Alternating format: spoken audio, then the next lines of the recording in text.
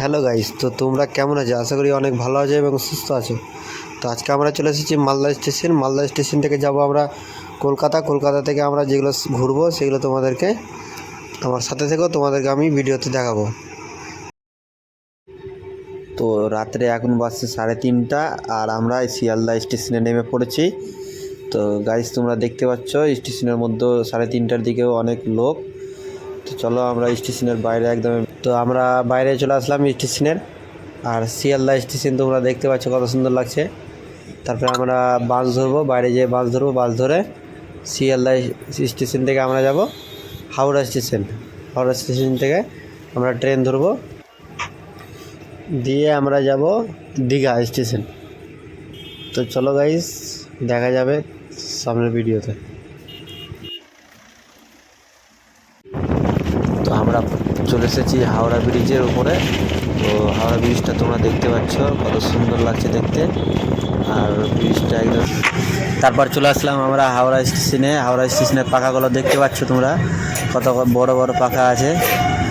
তারপরে এখানে আমরা ট্রেন ধরবো দীঘা স্টেশন যাওয়ার জন্য। তো আমাদের ট্রেন আছে 6টার দিকে। চলো আমরা সামনে এগিয়ে যাই। সামনের দিকে যেয়ে দেখছি একটা বন্দে ভারত ট্রেন দেখতে পেলাম। দেখছি সবাই ছবি তুলাতুলি করছে, তো ভালো আমরা একটু ছোটো করে একটা ভিডিও নিয়ে নেই।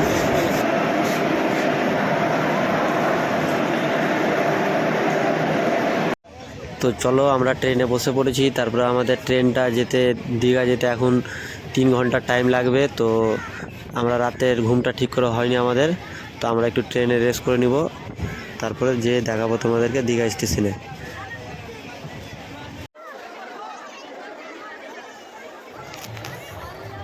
তারপর চলে আসলাম আমরা দীঘা স্টেশনে নেমে দেখছি অনেক ভিড়। তো তোমরা দেখতে পাচ্ছ গাইস দীঘা স্টেশনে কত ভিড় লেগে আছে।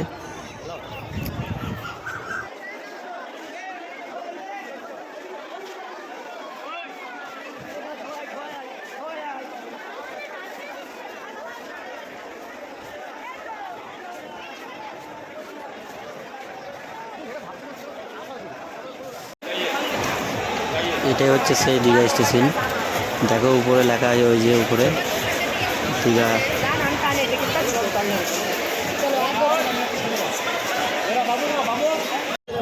তো আমরা চলে আসলাম বাইরে এসে টোটোওয়ালারা বলছিল যে ওল্ড দীঘা নাকি বন্ধ আছে।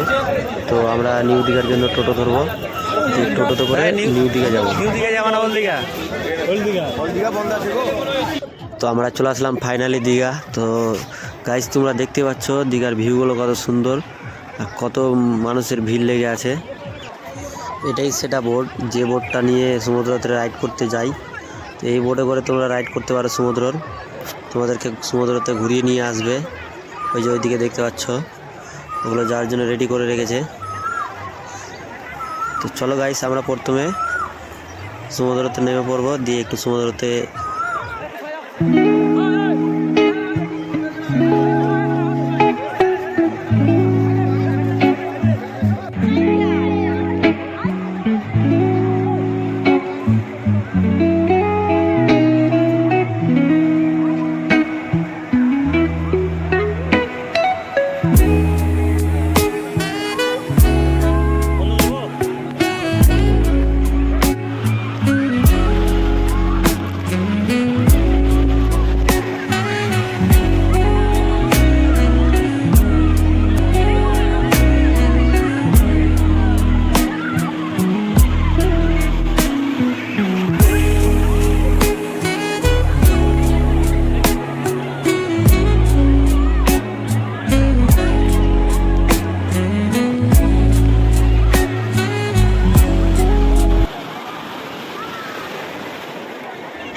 স্নান করতে করতে অনেক টাইম হয়ে গেছিলো। তো আমরা তাড়াতাড়ি করে উঠে গেলাম জল থেকে ওঠার পর দেখি সমুদ্রের জলটা যে আছে ওই জলটা অনেক উপরে ছিল নামার টাইমে, আর এখন দেখছি জলটা অনেক নিচে নেমে গেছে।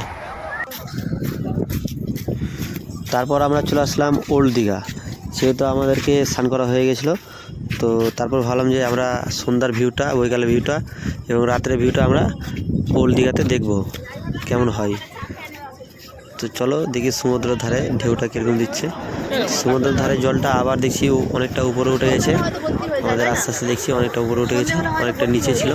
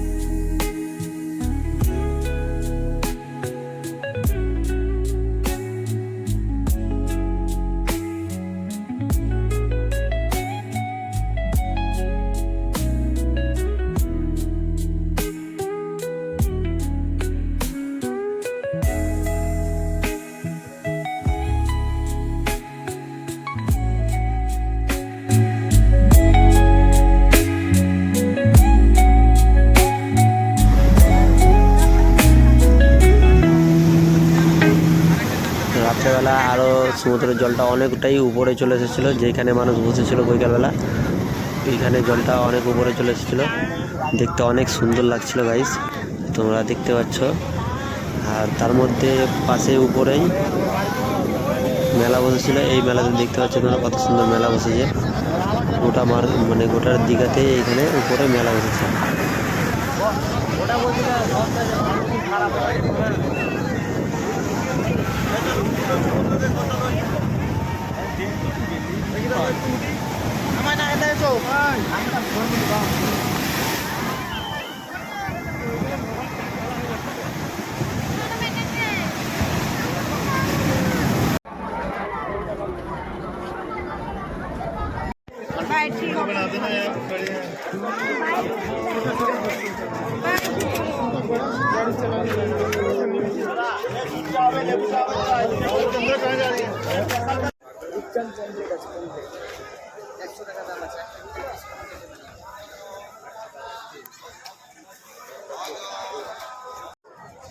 সামুদ্রিক শার্টিং বলে যেটা দাম বলো। দাম আছে 100 টাকা পিস করবে। হ্যালো, পাতা মাছ কোন টাকা বলছো? পাতা মাছ, বাস পাতা মাছ। এটা মাছ, এটা 60 টাকা 50 টাকা পিস। 50 বললো যে লাউ কটা? ওটাই বলছি 50 টাকা।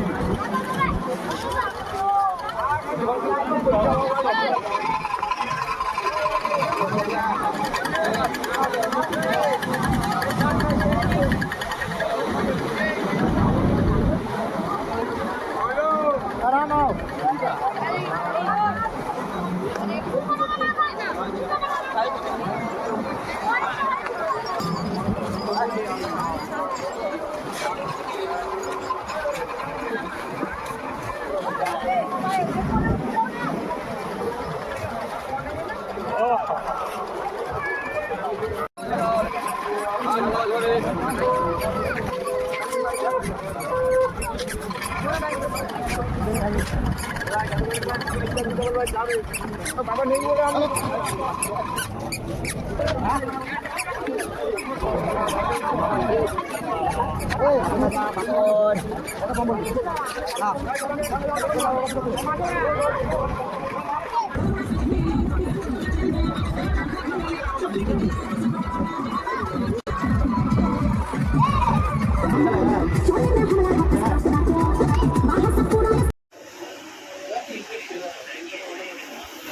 তো আমাদের রাতের বেলা ওল্ড দীঘাটাও ঘোরা হয়ে গেল।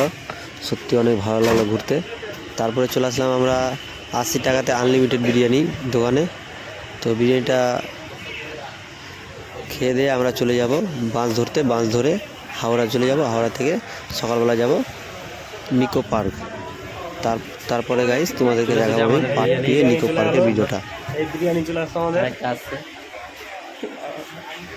আর গাইস ভিডিওটা ভালো লাগলে লাইক কমেন্ট শেয়ার অবশ্যই করে দিও। চলে আসছে।